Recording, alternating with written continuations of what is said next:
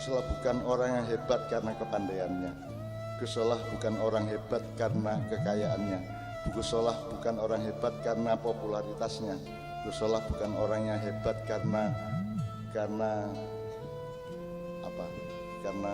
bermacam-macam yang orang menyembahnya dan mengaguminya. Gus Solah adalah orang yang seluruh karakternya itu laku di depan Allah. Akhlakul karimahnya jelas, jujur pikirannya, sederhana hidupnya. Dan Gus Solah itu harus kita catat tidak karena kehebatan-kehebatan yang serba takhayul seperti kekayaan, kekuasaan itu cuma takhayul. Gus Solah itu hebat sebagaimana kriteria Allah, bahwa orang itu ikhlas, bahwa orang itu sungguh-sungguh, bahwa orang itu tafaqquh fiddin, ya, bahwa orang itu pokoknya dia punya unsur-unsur yang paling kualitatif yang disebut ahsani takwim oleh Allah untuk menyebut manusia itu. Dan Gus Solah itu ahsani takwim.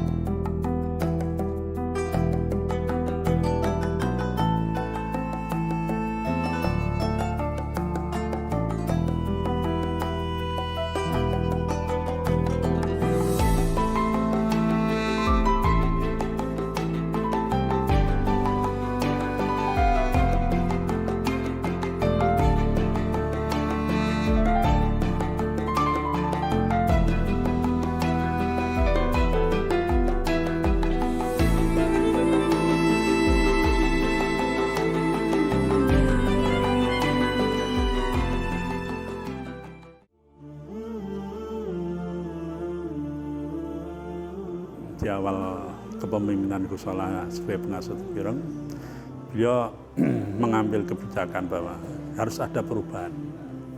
Nah, perubahan yang segera tertampak atas kebijakan itu adalah fisik, karena untuk fisik itu lebih mudah mungkin dan tidak perlu waktu yang panjang.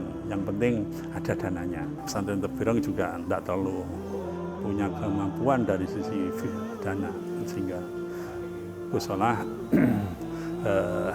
dengan semua jaringan yang beliau punyai dan termasuk saudara-saudaranya perbarui fasilitas-fasilitas yang mungkin di dalam pesantren induk ini kurang memadai.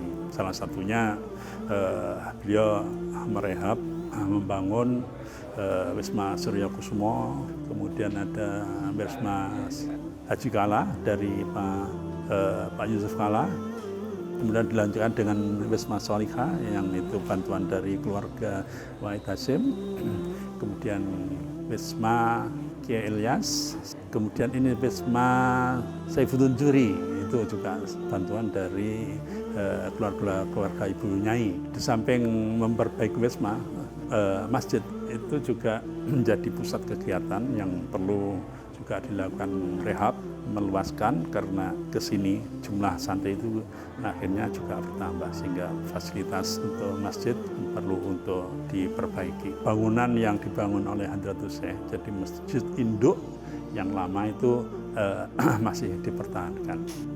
Kemudian ada beberapa lagi pembangunan yang ada di Pondok Induk ini, tempat ziarah, karena di era setelah Gus Dur wafat itu peziarah juga cukup banyak, antara kegiatan peziarah dan santri itu menjadi campur.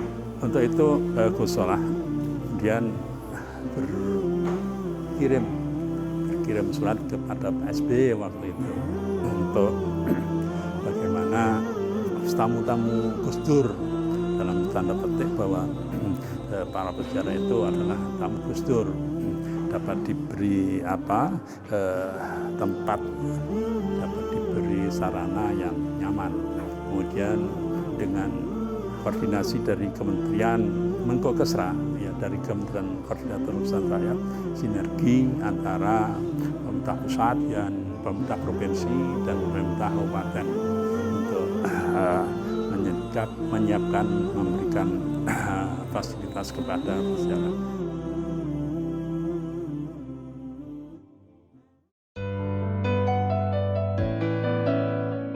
Assalamualaikum warahmatullahi wabarakatuh. Pesantren Tebu Ireng tumbuh dan berkembang semakin besar. Ratusan karyawan dan abdi pesantren lahir dari kebanyakan tidak mampu dalam ekonomi. Pada tahun 2007, pesantren Tebu Ireng dipimpin Gus Solah munculkan lembaga sosial pesantren Tebu Ireng atau yang kita kenal dengan sebutan LSPT. LSPT sendiri berdiri dalam bidang pengelolaan dana zakat, infak, sedekah, serta wakaf. Melalui tangan-tangan donatur dan para alumni, donasi-donasi tersebut kita kelola dan kita salurkan kepada guru dan karyawan yang ada di pesantren Tebu Ireng. Namun semakin berkembangnya LSPT, kini LSPT menyalurkan donasi-donasi tersebut kepada masyarakat sekitar pesantren dan khususnya di Kabupaten Jombang. Melalui lembaga sosial pesantren Tebu Ireng inilah Gus Solah mencurahkan gagasan-gagasan dan ide-ide dalam bidang kemanusiaan serta sosial melalui beberapa program yang ada di LSPT, di antara lain sosial dan kemanusiaan, bidang pendidikan dan dakwah, kesehatan dan ekonomi. Lembaga sosial pesantren Tebu Ireng menebar manfaat untuk umat. Terima kasih. Wassalamualaikum warahmatullahi wabarakatuh.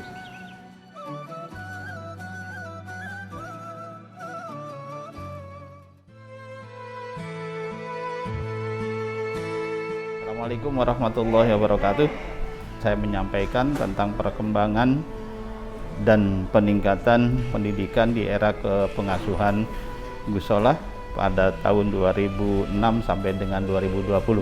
Pada awal tahun 2006, saya dipanggil oleh beliau dan menyampaikan keinginan-keinginan beliau pengembangan pendidikan dan peningkatan pendidikan di Pondok Pesantren Tebu Ireng. Saat itu beliau hanya menyampaikan ada dua pokok yang menunjang masalah itu. Yang pertama tentang SDM, sumber daya manusianya. Kemudian yang kedua sistem yang dilakukan. Kemudian untuk merubah Tebu Ireng, pengembangannya untuk mendirikan lembaga-lembaga pendidikan baru. Di antaranya lembaga pendidikan baru itu era Gus Solah ini ada 7 unit pendidikan. Yang pertama adalah Mahad Ali, kemudian Mualimin. Nah, kalau Mahad Ali ini sudah ada, dulu pernah dirintis oleh Pak Yusuf Hasim, kemudian realisasikan pada era Gus Solah ini. Dan alhamdulillah saat ini sudah berkembang. Tentang Mualimin sendiri, nah ini saking konsistennya Gus Solah untuk mengembangkan dan meningkatkan pendidikan di pesantren Tebu Ireng. Pernah saya suatu ketika diceritakan oleh Pak Suudi, kepala Mualimin waktu itu. beliau mengeluh kepada Gus Solah, ini bagaimana diteruskan atau tidak, karena muridnya menurun, tinggal 8 orang. Tapi beliau apa mengatakan? Beliau mengatakan bahwa sekalipun 1 orang pun tetap harus jalan. Dan alhamdulillah muallimin sekarang santrinya atau muridnya sudah lebih dari 300 orang. Itu berkat kegigihan beliau untuk meningkatkan dan mengembangkan pendidikan. Pada tahun 2013 SDIT, yaitu SD yang berada di wilayah Kesamben, karena kurang lebih dari Tebu Ireng ini kurang lebih memakan waktu 1 jam mungkin, jaraknya kurang lebih 25 km. Dan alhamdulillah perkembangannya sekarang sangat pesat sekali, dan hasil-hasilnya lulusan-lulusan dari SDIT Kesamben ini cukup bagus. 2014 ini didirikan SMA Transen dengan bekerja sama dengan Pak Profesor Purwanto, yaitu mengembangkan ilmu pengetahuan teknologi, terutama yang berbasis ayat-ayat Al-Quran Al-Qonya. Nah, perkembangan berikutnya SMA Transen ini juga kemajuannya sangat pesat. 2 tahun berturut-turut ini yang diterima di perguruan tinggi itu mencapai 86%. Ini hasil laporan dari kepala sekolahnya. Dan tahun ini karena tidak ada ujian nasional untuk SMA Transen, maka sebagai tolak ukurnya adalah masuk kategori 1000 seluruh Indonesia, masuk kategori di posisi 1000 sekolah-sekolah yang UTBK. Kemudian di ranking ke Jawa Timur, ke Jombang, maka di Jombang SMA Transen berurutan nomor 2 setelah SMA 2. Kalau di swastanya peringkat ke-1 untuk hasil UTBK-nya. Kemudian dilanjut dengan SMK Khairiyah. SMA Khairiyah ini tahun 2015 yang semula dibina dan dikelola oleh Yayasan Khairiyah Pondok Pesantren Sebelah. Kemudian 2015 diserahkan pengelolaannya ke Tebu Ireng. Ya alhamdulillah perkembangannya juga cukup bagus dan mempunyai gedung sendiri. Kemudian tahun 2018 SMP Science, yang sekarang tempatnya di Jombo di Tebu Ireng 2. Nah, SMP Science ini perkembangannya tahun ini untuk lulusan pertama. Tapi walaupun lulusan pertama, minat dari ke SMP Science ini betul-betul sangat meningkat sekali. Tahun ini peminatnya hampir 3 kali lipat peminatnya. Kemudian yang terakhir tahun 2020 ini Madrasah Sanawiyah Science Salahuddin Wahid. Nah, ini bertempat di Kesamben. Madrasah Salahuddin Wahid ini khusus putri, ya, yang nanti akan membidangi dengan ilmu pengetahuan dan berbasis keagamaan dan kemajuan teknologi. Jadi dari era Gus Solah ini ada 7 unit lembaga pendidikan yang dibangun di era beliau, sehingga di Tebu Ireng sekarang memiliki 11 unit lembaga pendidikan. Untuk cita-cita beliau yang pernah disampaikan pada saya, lulusan Tebu Ireng harus mampu bersaing dalam ilmu pengetahuan teknologi serta bidang keagamaan baik nasional dan internasional, mampu menjawab dan berperan dalam perkembangan zaman yang sangat pesat. Kemudian lulusan Tebu Ireng harus mampu mandiri serta menerapkan nilai-nilai pesantren Tebu Ireng, yaitu keikhlasan, kejujuran, kemudian tanggung jawab, serta sifat toleransi. Demikianlah dengan gigihnya era Gus Solah ini dalam mengembangkan dan meningkatkan lembaga pendidikan di pesantren Tebu Ireng. Assalamualaikum warahmatullahi wabarakatuh.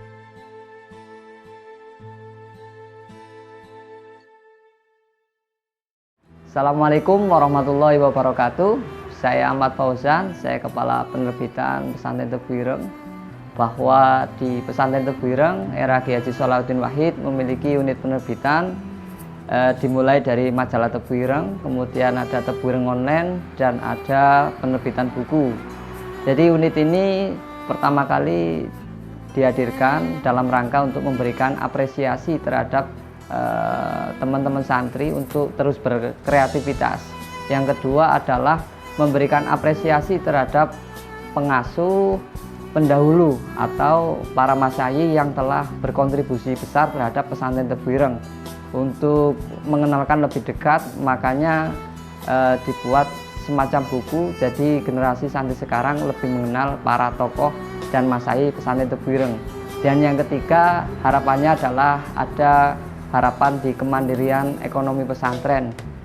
Ya, meskipun belum sepenuhnya ini menjadi salah satu yang utama, tapi ini menjadi bagian penting bagaimana teman-teman santri bisa juga belajar bekerja dengan giat, dengan kerja keras, ikhlas, pengabdian yang totalitas dalam rangka sebelum mereka tamat dari pesantren, mereka sudah memiliki soft skill yang mumpuni. Wassalamualaikum warahmatullahi wabarakatuh.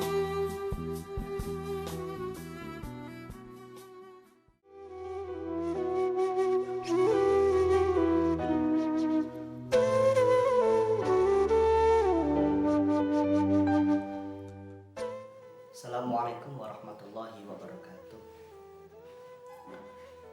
Menjadi pendamping Kiai Haji Salahuddin Wahid, biasa kan disebut Bapak. Banyak hal yang kami dapatkan sebenarnya. Bagaimana Bapak sebagai pengasuh pesantren, bagaimana Bapak sebagai tokoh bangsa, bagaimana Bapak sebagai kiai besar, bagaimana Bapak sebagai tokoh Hidayah NU, bagaimana Bapak sebagai rektor, bagaimana Bapak kiprah di dalam kepala rumah tangga. Semua diperlakukan sesuai schedule dengan baik demi menjaga marwah yang ada pada dalam diri beliau.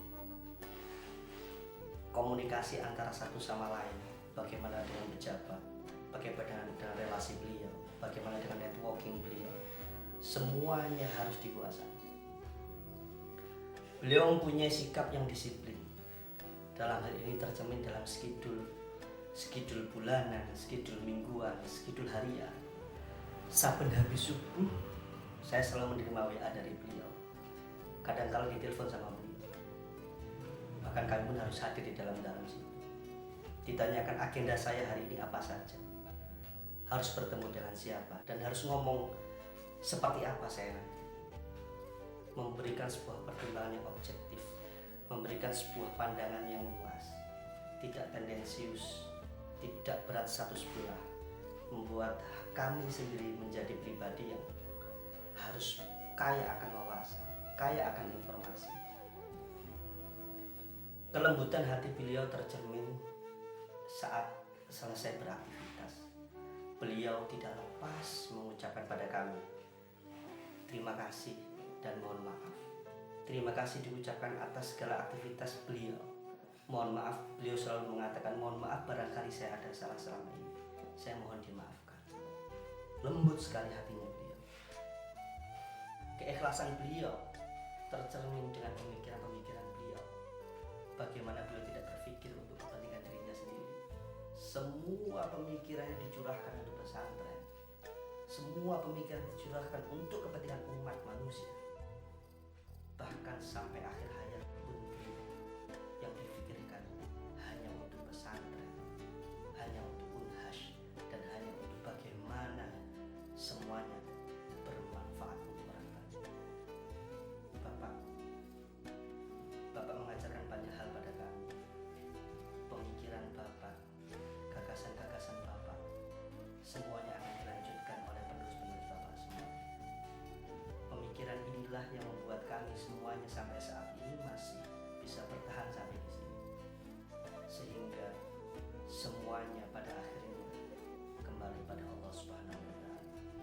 Assalamualaikum warahmatullahi wabarakatuh.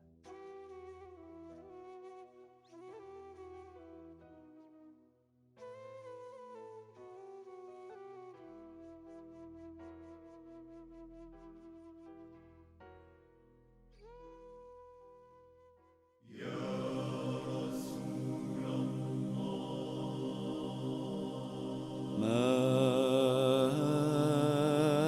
لي من عين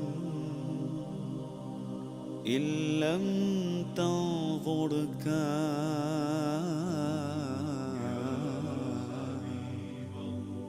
ما لي من قلب ببكاء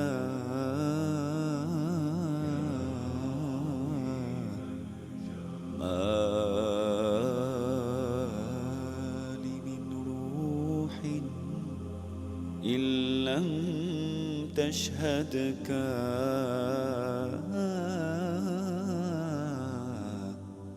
يا رسول الله